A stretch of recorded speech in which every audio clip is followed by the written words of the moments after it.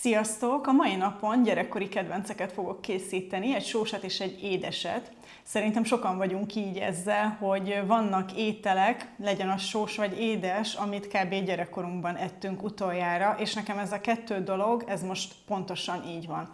Az egyiket talán többen is ismerhetik, ez a Ferdinánd tekercs, ez egy cukros, vajas, kelt tészta, így feltekerve, mint hogyha kakaós csiget csinálnál, csak nincsen benne kakaó, és a másik pedig a töltött rántott palacsinta. Sonkával és sajttal van töltve. A Ferdinánd tekercs az, amit a mamám is csinált, de anyum is csinált, amikor kicsik voltunk, vagy hát kisebbek voltunk, inkább úgy mondom, mert most már 1000 éve nem ettem. A rántott palacsinta ezzel a sajttal, sonkával töltve, ezt meg kifejezetten anyu csinálta mindig, amikor ilyen nagyobb vendégség jött, akkor általában lett készítve valamilyen pörkölt, és akkor mindig csinált hortobágyi húsos palacsintát. De azt a tesóm nem annyira szerette, ezért mindig csinált sajttal, sonkával töltött rántott palacsintát, és én is nagyon szerettem ezt is, meg azt is, de hortobágyi palacsintát azt már én is volt, hogy csináltam itthon, viszont ezt a rántott verziót, ezt egyáltalán nem, és gondoltam, akkor nosztalgiázom egy kicsit így a mai napon. A rántott palacsintához fogok csinálni majd külön rizst, fogok kifőzni, meg csinálok hozzá egy tartármártást. Úgyhogy a mai videó az nem a kulináris élvezetekről fog szólni, hanem inkább csak nosztalgiázni, és hát bízom benne, hogy ez a Ferdinánd tekercs, ez jól fog sikerülni, mert akik nézik a csatornát egy ideje, tudhatják nagyon jól, hogy nekem a keltészták azért még mindig egy kicsit ilyen mumusok, nem mindig úgy sikerül, ahogy szeretném. Nagyon régen volt már az, hogy valamit ki kell dobjak, már nem lett jó. Szóval bízom benne, és türelmes leszek a tésztával, hogy hagyom, hogy szépen keljen. A palacsinta szerintem nem lesz túl bonyolult, mert palacsintát azért rendszeresen szoktam készíteni, annyi, hogy most nem rakok a töltelékbe cukrot egyáltalán, és kipanírozni és kirántani meg nem egy nagy vasszizdasz, de inkább magára erre a nosztalgikus ízre vágyom, hogy ez így visszajön-e. Szóval ez lesz a mai menü, vagy hát nekünk a mai menü, meg valószínűleg holnapra is. És amíg én így készülődök, természetesen közben mesélek majd egy kicsit még, de gondoltam, ti is írjátok meg, hogy nektek mik voltak ilyen gyerekkori nagy kedvencek, és akár olyat is, amit ti is már nagyon régen ettetek, és most, hogy ezt a videót látjátok, eszetekbe jut valami, amit ti is szívesen megcsinálnátok, mert mint mondom, ez nem feltétlenül arról szól, hogy most én inspiráljalak titeket arra, hogy Ferdinánd tekercset csináljatok, inkább az, hogy ti is készítsetek el valami olyasmit, amit már 1000 éve nem ettetek, és amúgy meg egy nagy kedvenc volt. Első körben össze fogjuk állítani a tésztát, mert hát annak kelnie kell, és akkor amíg az itt kell, addig meg megcsináljuk a palacsintákat.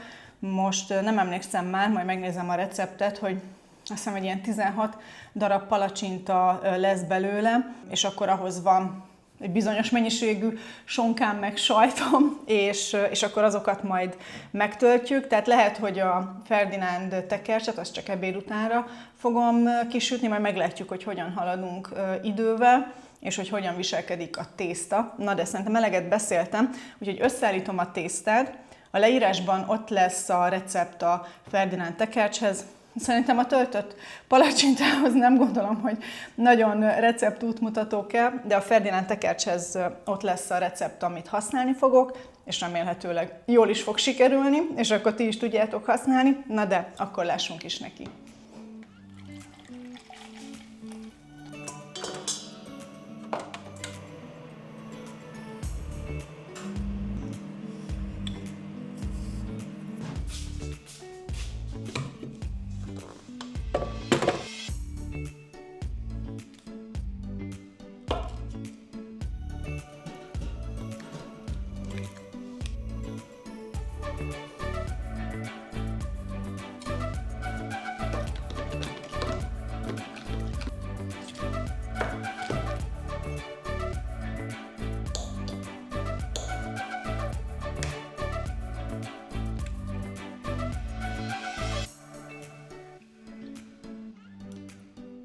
Már észrevettem azt, hogy amikor keltésztát csinálok, vagy igazából úgy bármilyen sütit, nagyon keveset beszélek így mikrofonba vagy kamerába, mert ilyenkor annyira koncentrálok, hogy minden alapanyag meglegyen pontosan, és ide legyen készítve. Élesztő cukor és tej, egy kis vaj, 3 tojássárgája, és akkor itt van a liszt meg egy csipet só. Most a csipet sóval egy picit összekeverem, és akkor utána mehet bele minden más alapanyag, és egy jó 5 percig fogjuk dagasztani.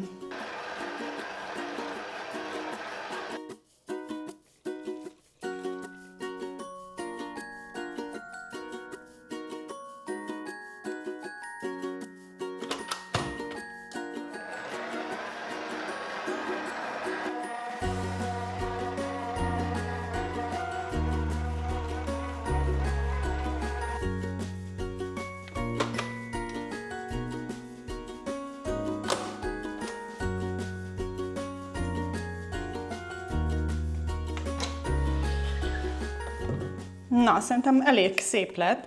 Egy picit kiszedem innen, hogy le tudjam lisztezni az edénynek az alját, mert ugyanebben a tálban fogjuk keleszteni is, most ezért nem kenek össze egy másik tálat, és akkor lefedjük és hagyjuk, hogy tegye a kis dolgát.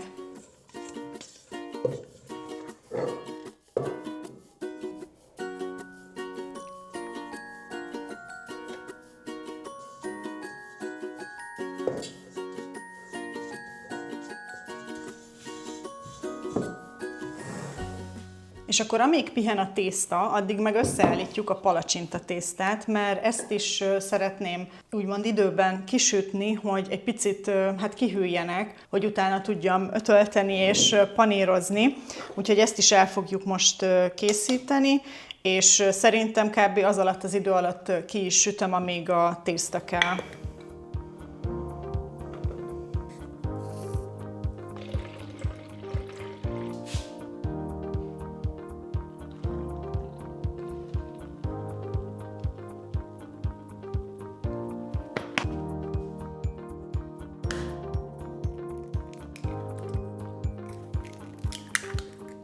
Én általában, hogy a palacsintát csinálok, és általában édes verzióban szoktuk fogyasztani, én akkor mindig egy kicsit cukrot szoktam rakni a tésztába, mert szerintem attól egy picit ilyen ropogósabb lesz a széle. Most nem tudom, hogy kifejezetten az a cukor miatt van, de úgy vettem észre.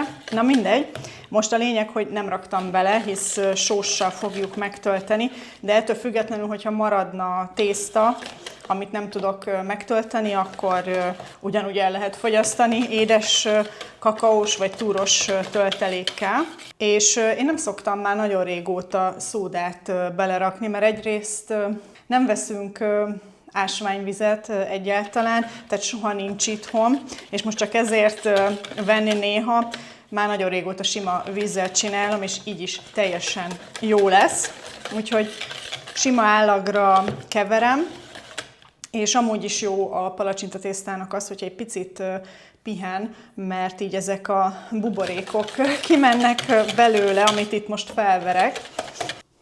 Jó, szerintem sikerült a lisztet teljesen elkeverni. Ez ugye az a legnagyobb mumusit, hogy ne maradjanak benne csomók. Szoktam látni olyan recepteket is, ahol még ezt így leszűrik, vagy nem is tudom, de tehát, hogy szerintem ezek teljesen felesleges lépések, meg csak plusz mosogatni valót generálsz magadnak.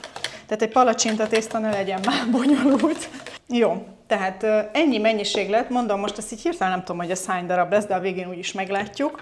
Na és akkor, ha már ez a videó nosztalgiáról szól, akkor ez a palacsintatészta mennyiség, ez semmi ahhoz képest, amit anyum szokott csinálni, hogyha akár mi is hazamegyünk, meg még vendégek is jönnek, és akár grillezés után, hogy legyen valami édes, tehát ő 100 alatt nem áll meg. És akkor 3-4 palacsinta sütővel szokta csinálni egyszerre, hogy hát mégse egész nap álljon ott. Én ezt nem fogom csinálni, ez nem 100 darabnak lesz elég, és nekem csak egy palacsinta sütőm van, ilyen kis serpenyőm, úgyhogy én azért el leszek vele egy darabig, de mint mondtam, az pont jó annak, hogy a tészta megkeljen, úgyhogy azért most egy 10 percet hagyom, hogy egy kicsit megnyugodjon ez a keverék, és akkor elkezdhetjük kisütni.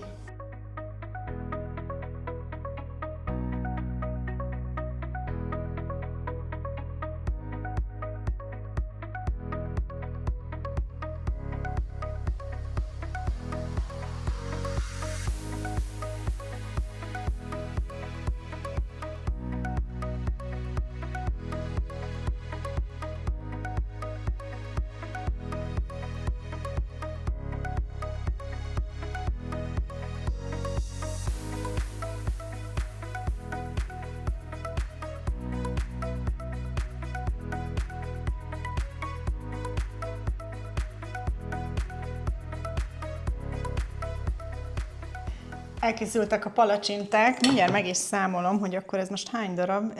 Pont 10 darab, de elárulom, hogy a legelsőt azt jól elrontottam, úgyhogy azt meg is ettem már konkrétan. De szerintem, hogyha valaki nagyon ügyes, akkor akár 12-14 palacsintát is tud csinálni, mert szerintem én itt a vége felé lehet, hogy már egy kicsit vastagabbakat csináltam, így az átlaghoz képest, vagy legalábbis anyu ebből biztos, hogy csinálna 14-16 palacsintát is. Nekem ez most 10 darab, ami bőven elég amúgy nekünk.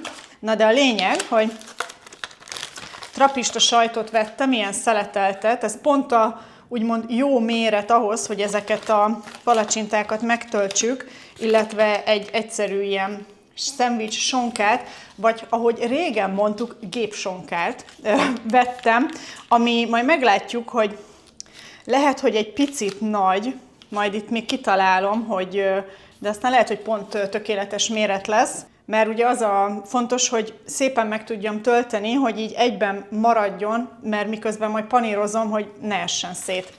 Na de akkor mutatom is, hogy mi az a fantasztikus metódus, amivel megtöltöm ezeket a palacsintákat. Most az lesz, hogy mindegyiket jól betöltjük, és csak utána fogjuk kipanírozni. Vesszük az első palacsintát, közben ezt kibontom. Nagy-e, vagy esetleg méretre kéne vágni? Nem találtam kisebbet. Nem, ez tök jó lesz. És akkor szerintem azt csinálom, hogy 2 szelet sonkát rakok bele, mert ezek ilyen tényleg szép hajszálvékonyak, és rakok bele 2 szelet sajtot. És akkor mindjárt ki is számoljuk, hogy ez 1, 2, felezek. Sajtból nincsen annyi szelet, mert jelentem Ákos megbontotta, amit nem szabadott volna, mert erre szántam, úgyhogy hiányzik belőle pár szelet. Na mindegy, hogy most így fogunk matekozni, és akkor szépen becsomagoljuk. Na, újra tervezünk, mert szerintem a másik metódussal szétesik. Igen, tehát hogy fontos, hogy így be legyen takarva, és ne folyjon ki belőle. Igen, így lesz a jó. Úgyhogy félbe kellett vágjam a sonkát, meg a sajtot is, és akkor így most már nem félek attól, hogy majd esetleg kiesik, vagy kifolyik belőle a sajt. Na de akkor folytassuk. És akkor így a sajt biztos, hogy elég lesz. Szuper, igen. Ez a forma a legjobb.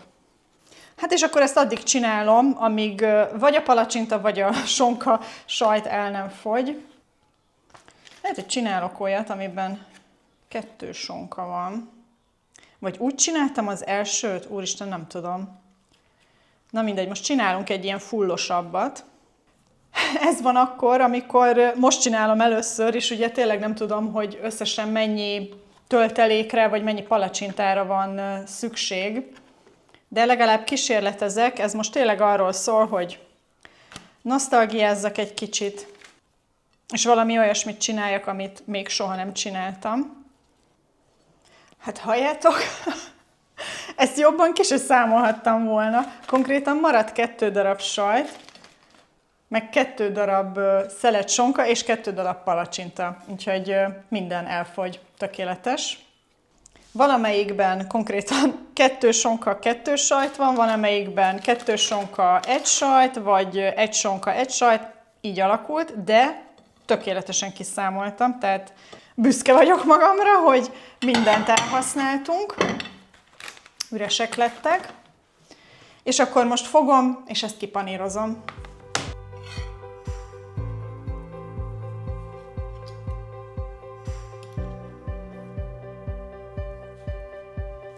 Inkább nagy részt egy kicsit kézzel forgatom, mert hát nem szeretném, hogy szétessen, úgyhogy óvatosan bánok bele. Ezzel valószínűleg leszek most egy darabig, úgyhogy nektek már csak mutatom, amikor bepaníroztam mindent.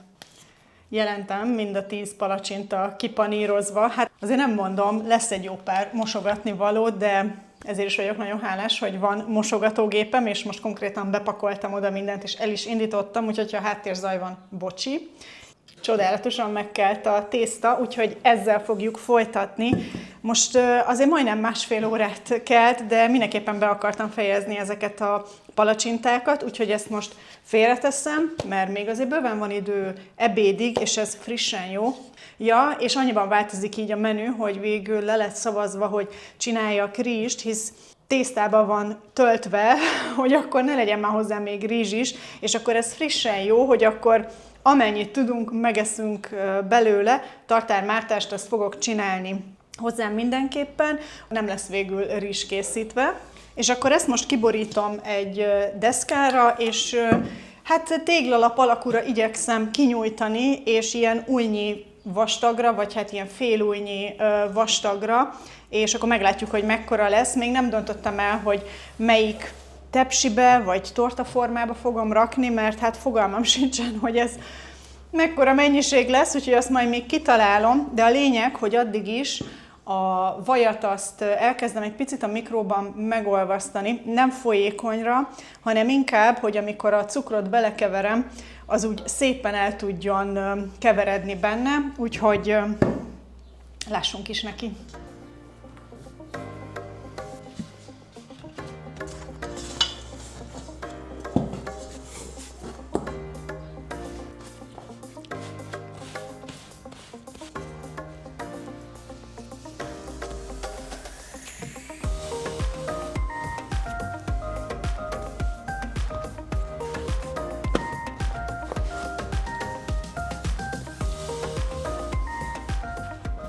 Na hát szerintem már régen csináltam ilyen jó állagú kelt tésztát.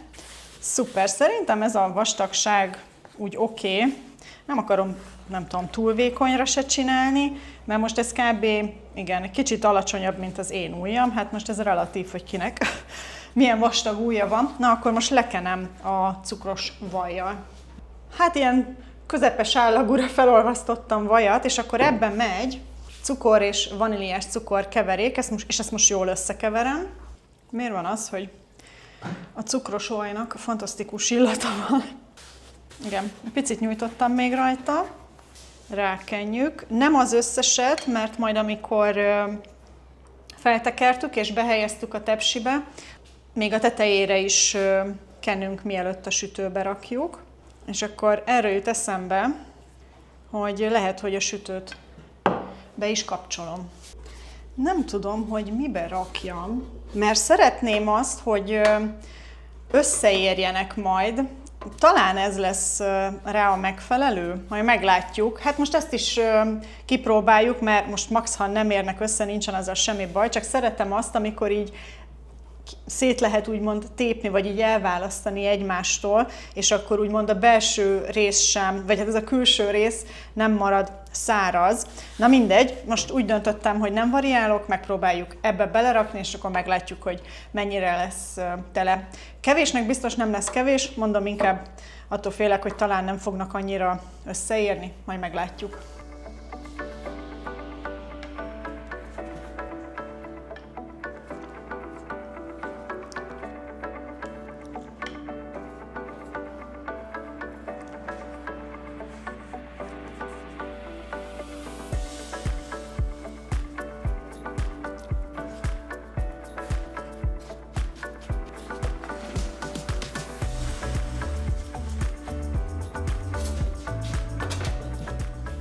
Hát és akkor most ilyen 2 ujjnyit vágok kb.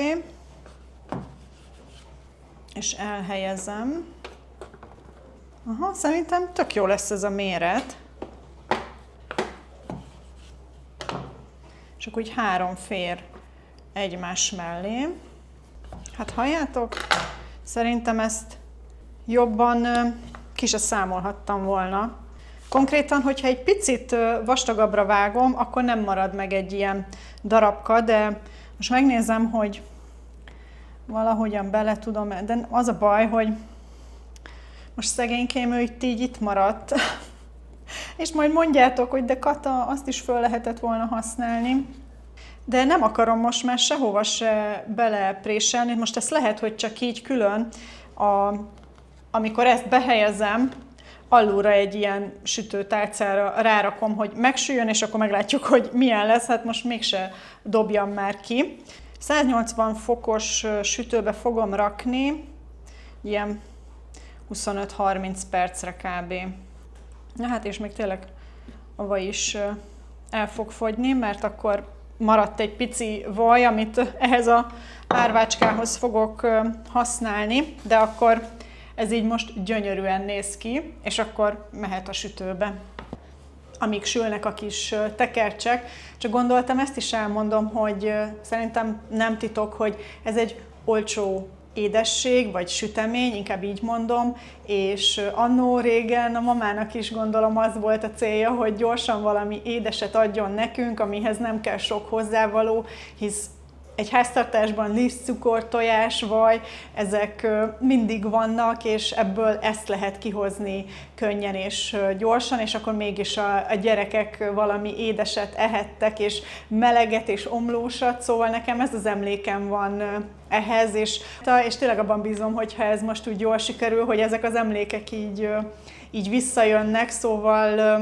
jó szívvel gondolok ezekre az időkre, még akkor is, hogyha ezek ilyen halálegyszerű dolgok voltak, és nem feltétlenül fogok esetleg megint majd ilyen töltött palacsintát csinálni, aztán ki tudja, mert azért rengeteg mosogatni való lett ebből, de gondoltam, akkor egy kicsit tényleg így nosztalgiázom. Már régebben is csináltam egyszer egy ilyen videót, ahol ilyen gyerekkori kedvencet készítettem el, és azt is nagyon szerettétek, és akkor együtt nosztalgiáztunk, szóval gondoltam, akkor épp itt az ideje, hogy csináljak megint egy ilyet. Na, de akkor elég a dumából, sülnek a kis tekercsek, és akkor addig igazából ki is sütöm a palacsintákat, hogy meg tudjunk ebédelni, hisz Ferdinánd tekercset, ha már langyos, akkor tudom csak megkóstolni, hogy milyen is lett, és addigra szerintem be is fejezzük majd az ebédet. Na de akkor kicsit még elpakolok, mert már megy a mosogatógép, mint mondtam, de azért úgy van még rumli körülöttem, és akkor inkább úgy álljak neki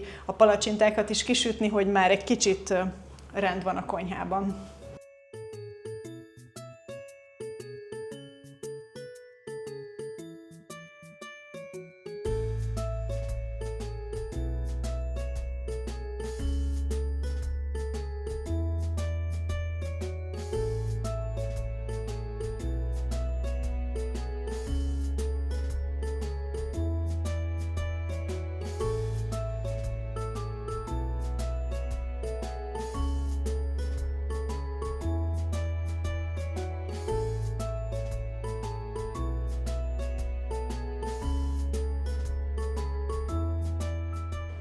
Nagyon szépek.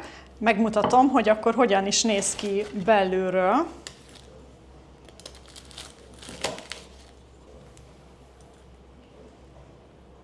Tökéletesen egybe maradt, úgyhogy nagyon elégedett vagyok az eredménnyel.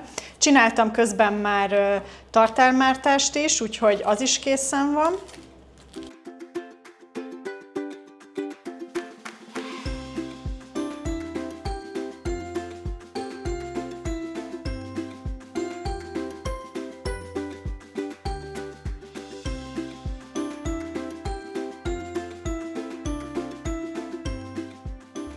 Közben a tekercseket is kivettem a sütőből, gyönyörűen néznek ki, nagyon szépen összeértek, úgyhogy boldog vagyok, most már csak bízom benne, hogy át is sültek, és finom is lett. Na de akkor nézzük, hogy ezek, már meg tudom fogni kézzel is, először tartármártás nélkül.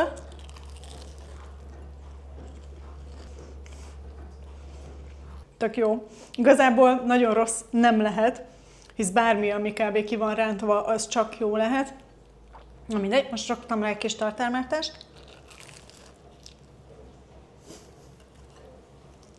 A sajt azért forró benne, úgyhogy csak óvatosan megebédelünk, és akkor utána meg tudjuk kóstolni a Ferdinánd tekercset is. Ez tök jó lett. Nem a nem tudom, zöldségdúsabb ebédünk, de majd pótoljuk a vacsorával. Megebédelünk, és akkor érkezem a tekerccsel. Megebédeltünk, és csak hogy megmutassam, konkrétan a fele megmaradt, én 2 tudtam megenni, Ákos meg 3, úgyhogy nagyon jól laktunk vele, még jó, hogy nem csináltam tényleg rizst, mert már nem emlékeztem, hogy annó szerintem anyu azért csinált csak rizst, mert hogy sok mindenféle más étel volt, amikor jöttek a vendégek, és csak úgy ettünk hozzá egy kis rizst, de egyáltalán nem hiányoltam. megnézzük, mert most már szerintem olyan állapotban van, hogy meg lehet kóstolni, hogy milyen is lett ez a tekercs.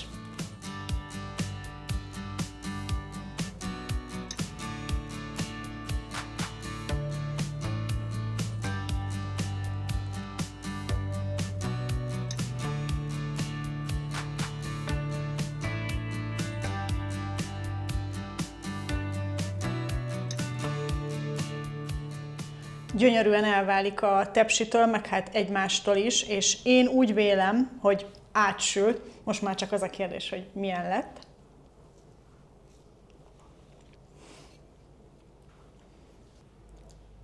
Tényleg annyira finom, puha és foszlós lett a tészta, és nagyon finom, cukros, édes. Amúgy így langyosan szerintem a legjobb, de amúgy is emlékszem kiskoromból is, hogy úgy szoktuk enni, hogy amikor a mama is csinált egy, hát nem tudom, dupla ekkora tepsivel, akkor ami másnap megmaradt, azt egy picit a mikróban megmelegítettük, vagy újra bedugta egy kicsit a sütőbe, hogy átmelegedjen, és akkor úgy ettük tejjel, vagy csak így önmagában. Úgyhogy én nagyon boldog vagyok, hogy mind a kettő nagyon jól sikerült, és hogy egy kicsit így nosztalgiáztam. Vannak még amúgy hasonló receptek, amik így gyerekkoromból vannak, vagy ételek, amik így gyerekkoromból vannak, és meg szeretném csinálni. Úgyhogy ha ez a fajta típusú videó is tetszett nektek, megköszönöm, hogyha lájkoljátok, és hogyha nem szeretnétek lemaradni erről, hasonló videókról, vagy amiket még szoktam csinálni, miket ettünk, bevásárlós videók, vagy csak ilyen napi vlogok, akkor mindenképpen iratkozzatok fel a csatornára. Találkozunk a következőben. Sziasztok!